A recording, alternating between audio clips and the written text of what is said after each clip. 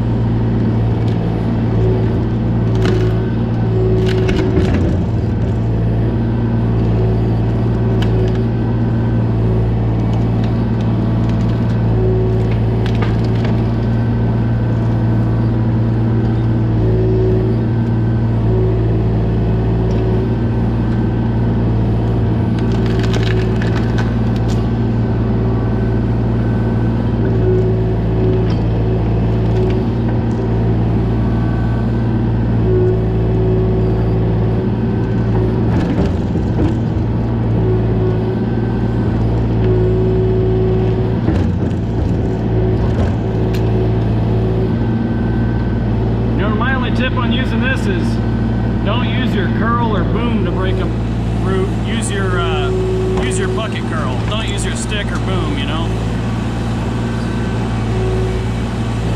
Just bury it in there and curl up that bucket. And if you can't break it, move out a little bit further.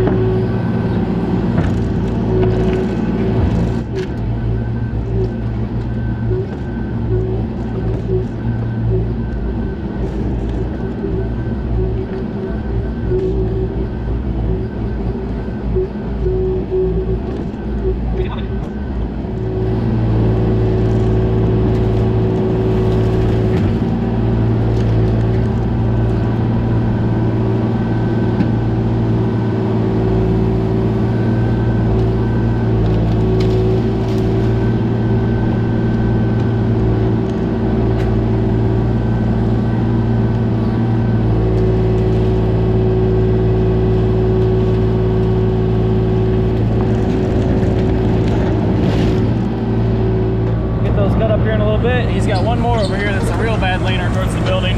We'll take a look at that one and see what we're going to do.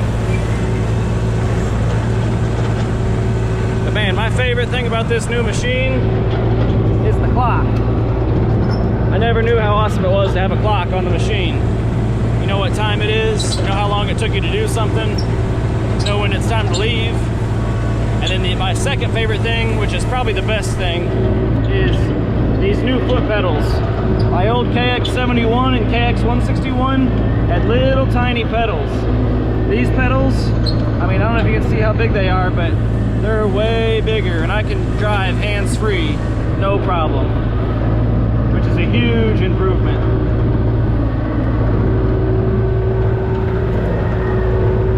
Let's take a good look at this tree, see how we're going to take care of it. Well, this one's going to be a bear. It's leaning real hard over into the building there.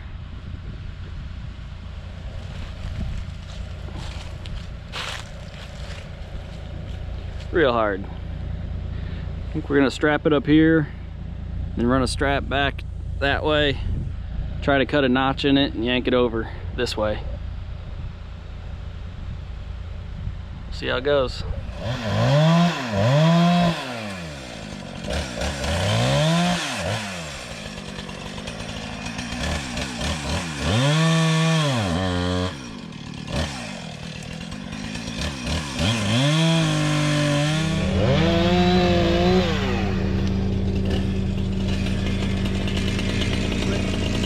You want to go around and cut the big one on the other side?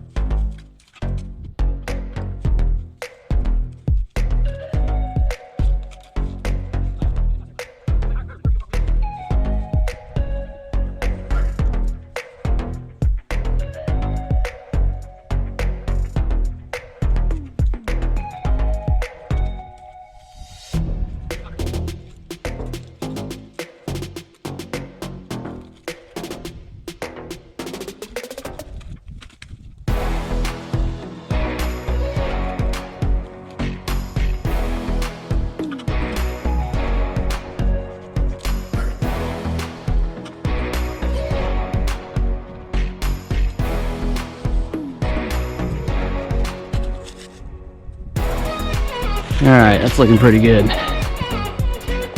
We're gonna try to notch it here a little bit.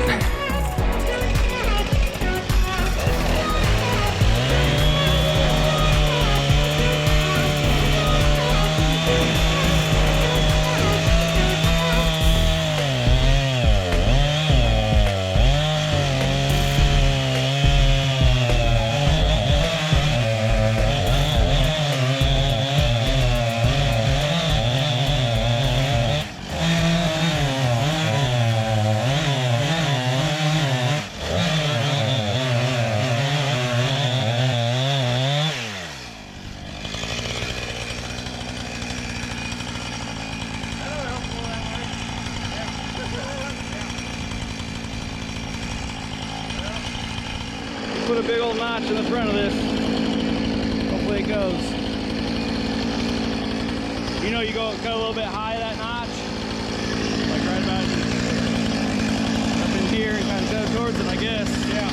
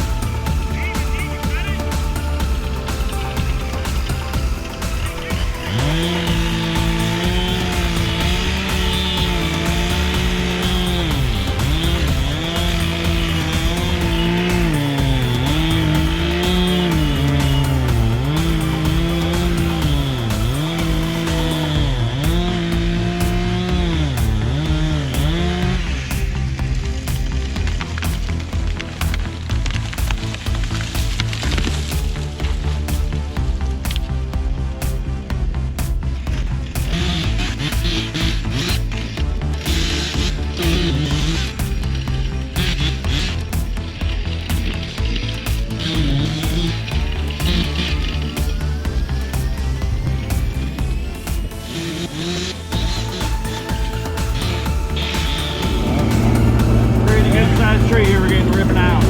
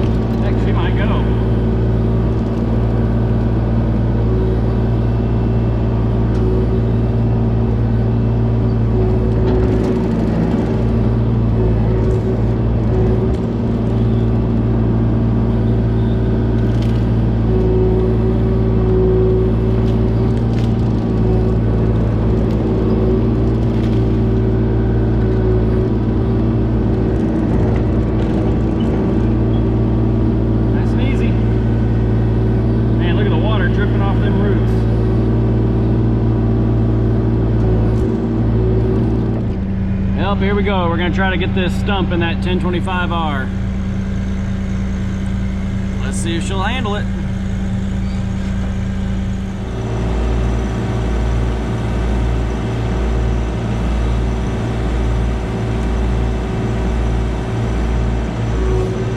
I want to get sideways on that hill.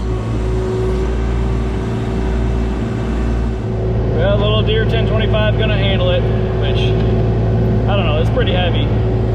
His back wheels were floating off the ground a little bit, but that thing had no problem picking it up. I mean, the bucket hydraulics could lift it no problem and curl it. It was just, even with the 5-foot box plate on the back, it was still just a little too heavy. So I'm pretty impressed with that. I don't think my Kubota KX040 would have gotten even close to handling this stump here. So that's all right. I'll just run a few of them back to the brush pile. All right, getting ready to put the downspout in. You just tell me where to start digging, right there?